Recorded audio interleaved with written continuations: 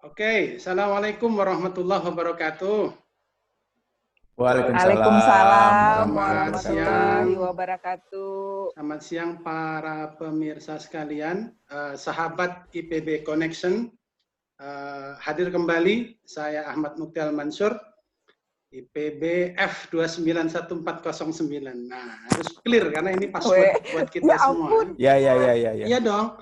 Kalau nanti kita nggak ada passwordnya, iya dong. Jadi biar kita clear bahwa kita ini really alumni IPB. Jadi saya insya Allah hari ini kedatangan dua pasangan hebat, bukan inbreeding satu pasangan dong. Satu pasangan. Dua pasangan kalau sama Mukti. Satu pasang. Satu pasang inbreeding, beda angkatan. Beda angkatan.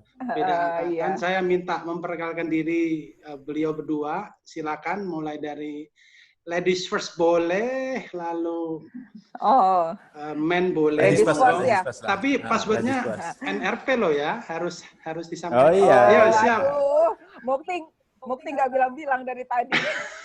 Assalamualaikum warahmatullahi wabarakatuh. Waalaikumsalam warahmatullahi wabarakatuh. Iya, senang ya bisa diundang di bincang-bincang di IPB Connection ini. Perkenalkan, saya Driva Roza Parmi, biasa dipanggil Ocha. Saya jurusan TIN, angkatan 29. NRP saya, insya Allah mudah-mudahan nggak salah nih ya, 290587. Mantap. Kayaknya benar. Betul. Lulus. Really IPB Connection. Oke. Iya.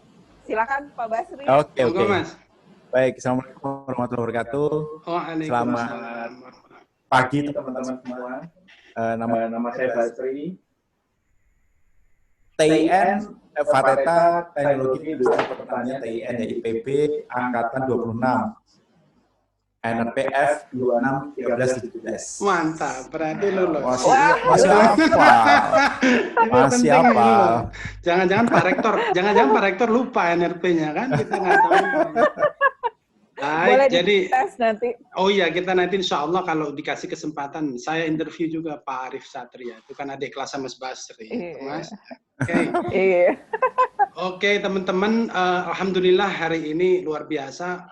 Judulnya itu menarik ya, Life and Love with Insurance. Jadi ini dunia yang sungguh berbeda. Saya nggak paham, tapi kurang lebih ini beliau ini sudah merambah di sini itu sudah puluhan tahun, mungkin 22 tahun ya Uca ya di dunia insurance ini kali ya. Kalau aku 20 tahun. Nanti dijelasin. Iya. Kalau Mas Basri saya tahu beliau karirnya dari sejak kuliah di media. Beliau ini termasuk founder Katalis maksudnya. Iya. Biang onar. Biang onar. Ini saya yang tahu pokoknya beliau ini suka bergerombol di di bawah itu teman-teman Mas Didit, Mas Fatan. This is the guy that we know senior gua, teman-teman. Mas Basri ini luar biasa karirnya di Republika, redaktur dan segala macam. Tapi saya serahkan ke beliau untuk menjelaskan who you are and why you are. How's your career, how's your life now, and saya pikir ini luar biasa karena sudah hampir 22 tahun pernikahan dan awet muda juga. Saya lebih tua dari Mas Basri kelihatannya. Ini perlu juga dicari obatnya dan cari rahasianya ya. Ayo Mas Basri, sharing Mas. Oke. Terima kasih Mukti. Senang sekali bisa ngobrol lagi seperti ini. Karena biasanya kalau reuni angkatan 29 saya nggak ikut ya karena nanti ada konflik of interest gitu. Karena kadang-kadang kalau di angkatan 26 kalau saya nggak datang suka diprotes, lu di 29 datang kenapa di angkatan sendiri nggak datang gitu. Itu dia. Oke, jadi saya sekarang terus terang kecemplung di industri yang memang nggak terlalu populer di Indonesia karena diajak oleh istri saya. Istri saya sudah 20 tahun lebih di industri asuransi dan saya sudah 6 tahun ini di industri asuransi. Tapi kalau bicara perjalanan karir, sejak tahun 94 saya di media massa. Jadi kenapa di media? Karena dulu lulusan IPB banyak di media sebenarnya. gitu. Betul, Karena dulu kan kita sering bikin laporan, gitu kan. Jadi kita terbiasa lah bikin laporan gitu ya. Dan di media itu diperlukan. Jadi dari tahun 94 di Republika, 98 ke Tempo, kemudian sempat ke Kompas tapi di Bandung, dan terakhir di Seputar Indonesia sampai tahun 2006 gitu ya. Dan banyak pelajaran yang saya dapat dari media gitu ya, bagaimana membuat seorang zero jadi hero, itu pekerjaan media gitu. Jadi kalau teman-teman mau jadi hero gitu, paling nggak dicitrakan sebagai hero, betul. harus ramah sama media gitu, karena itu media itu alat yang baik. Dan Sekarang tahun justru 2006 justru sekarang itu posisi keren itu how making citra, Mas. Nah, iya, justru itu karena sekarang itu kayaknya citra lebih penting daripada pekerjaan aslinya. Oke, Gitu. jadi tapi saya lihat BHR toh juga lebih banyak ke publishing dan it is your work also kan, Mas. Jadi lebih Iya, betul. ternyata Jadi nggak jauh-jauh sejak beda tahun- juga gitu. Iya, karena gini, tadi ya saya cerita tahun 2006 saya putuskan shift dari dunia media karena media cetak dalam posisi industrinya sudah tidak terlalu menjanjikan. Jadi kalau kita bicara produk life cycle, kita dulu kan marketing Betul, belajar betul, produk betul, life cycle, kita betul. udah di puncak. Betul. Jadi sudah mau decline. Jadi jangan sampai saya ikut decline. Jadi saya putuskan keluar pada posisi masih di puncak.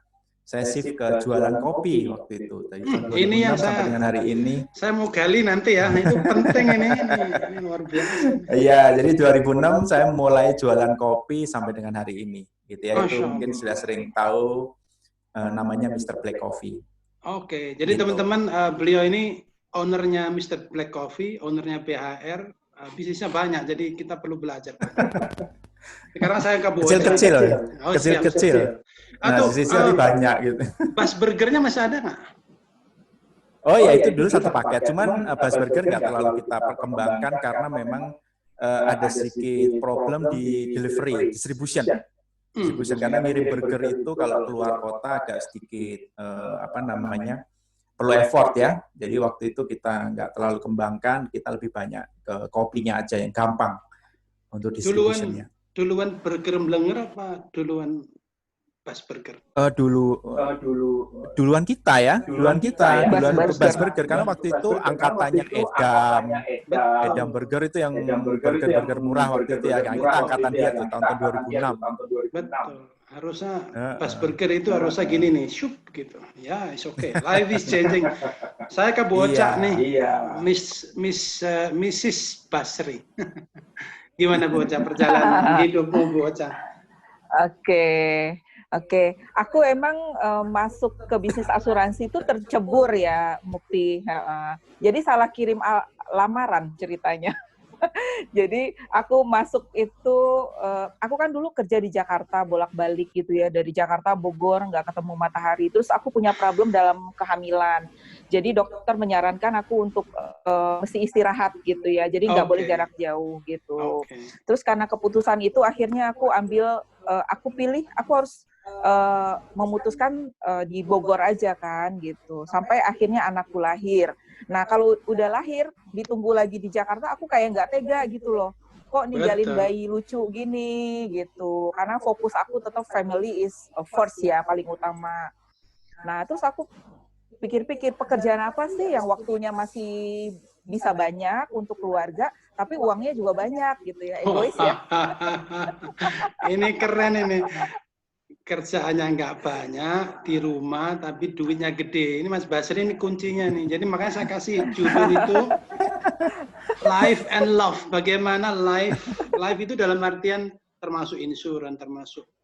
Jadi bagaimana nih Mas Basri, Bu Ocha bisa mensinkroniskan kehidupan pribadi, keluarga, membesarkan putra-putri, tapi karir masih oke, bisnis masih oke.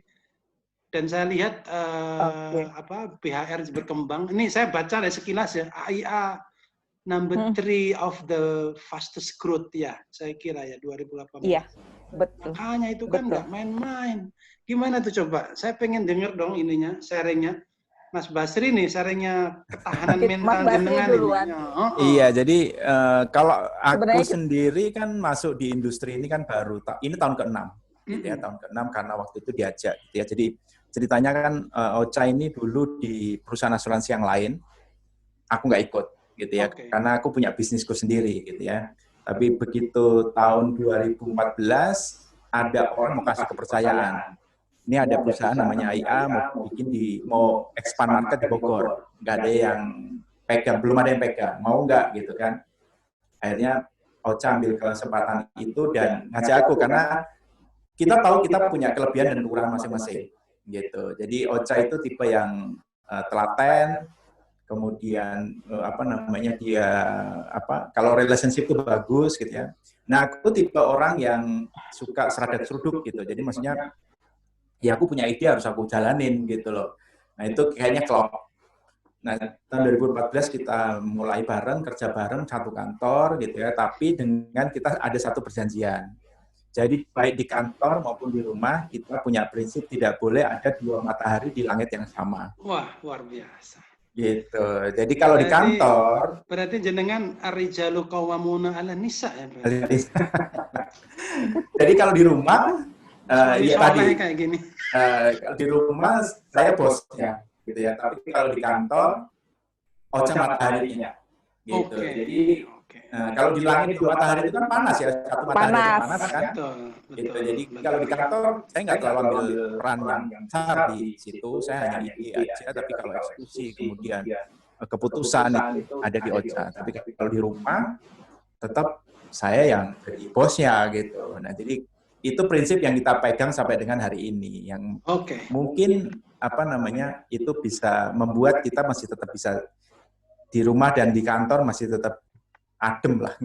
Betul. Jadi teman-teman ini penting ya, teman-teman disimak ya. Ini senior ini.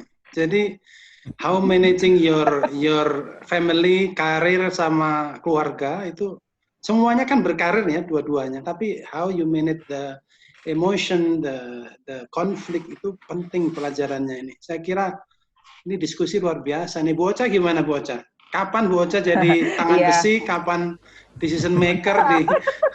Ya betul. Oke, jadi Mukti ini belajar dari pengalaman kita juga. Dulunya sebelum kita bergabung dalam satu PT Bogor Harapan Raya, kan kita baru 7 tahun terakhir bareng kan. Sebelumnya kan aku punya bisnis sendiri, Mas Basi punya bisnis sendiri. Kecenderungannya tuh kita punya ego masing-masing kan, Mu. Terus aku merasa lebih hebat terhadap bisnis Mas Basri yang Mr. Black, jadi suka sotoy kan, kasih ide. Padahal kan aku nggak jalanin itu bisnisnya. Begitu juga Mas Basri kan, suka kasih ide yang menurut dia bisa cocok di bisnis aku, padahal aku tahu sendiri itu nggak bisa nggak masuk akal untuk dijalanin ke bisnis aku. Cuma disruption aja ya. Yang ada kita kan sering, ya namanya rumah tangga kan yang ada kita kan, akhirnya kita kan sering jadinya hal-hal yang nggak penting jadi kita berantemin kan, gitu. Kan kita manusia biasa juga nih, Muk ya. 22 tahun perkawinan kan nggak mungkin dong nggak ada berantemnya.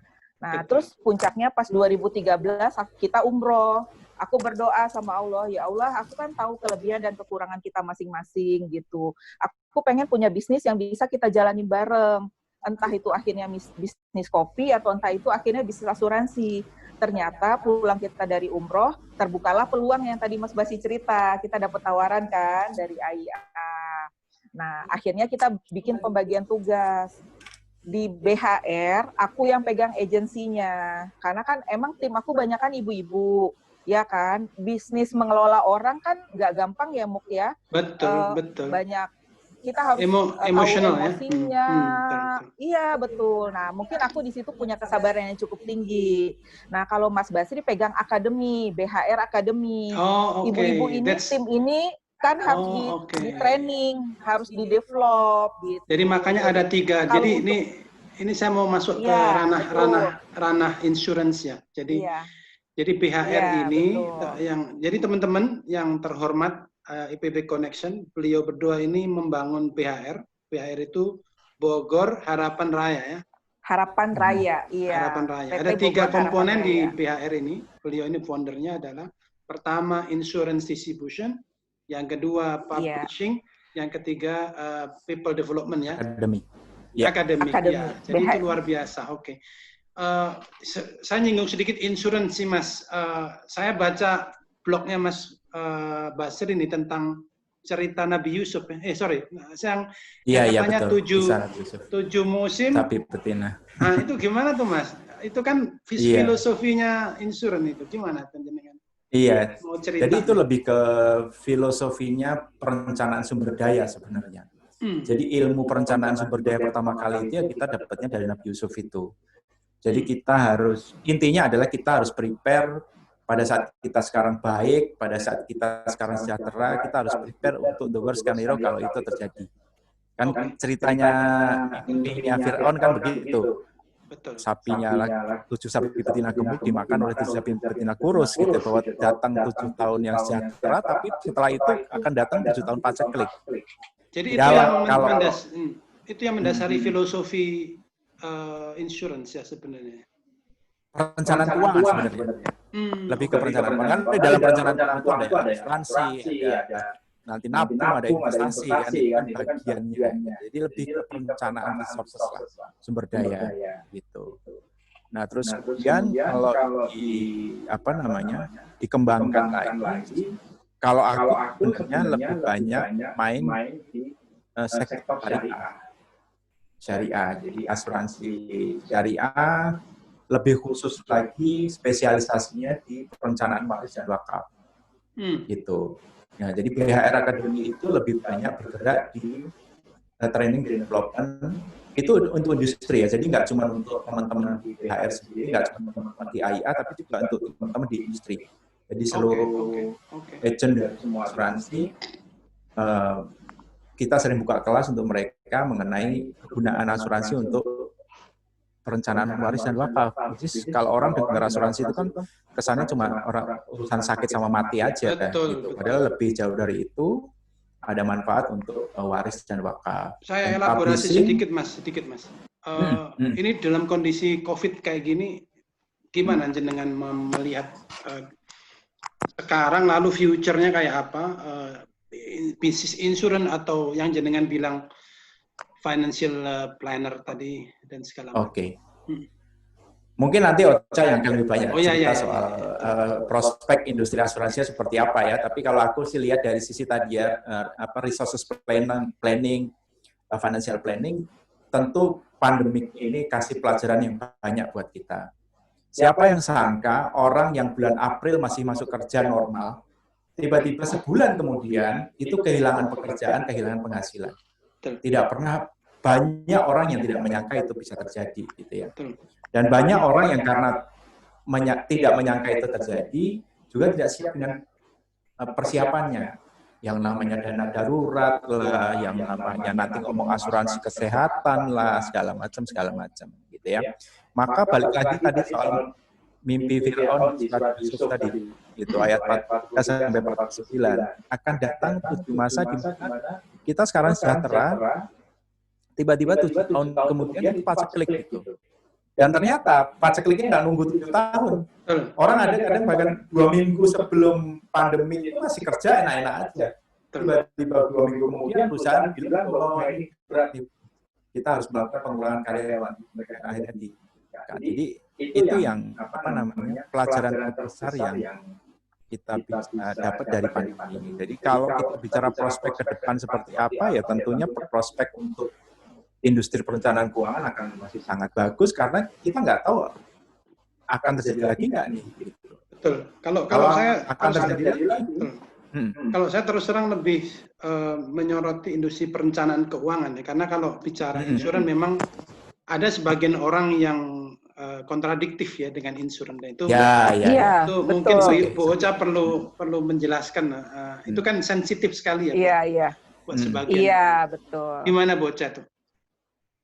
Oke, iya. Saya sangat paham banget ya. Karena kan saya udah 20 tahun di bisnis ini gitu loh. Makanya kan kalau misalnya kita yang benar-benar sesuai syariah, Islam kan sebenarnya ada asuransi syariah gitu. Jadi kalau asuransi syariah udah diawasin sama Dewan Pengawas Syariah, udah di bawah MUI, udah ada fatwanya, ya kalau tinggal teman-teman tinggal ngikutin. Tapi saya juga sangat menghargai jika ada yang emang nggak memerlukan, ya nggak masalah gitu. Betul. Karena intinya kan kita sharing ya, kita berbagi. Konsepnya kan kalau di bisnis asuransi syariah itu kan tolong menolong kan. Betul.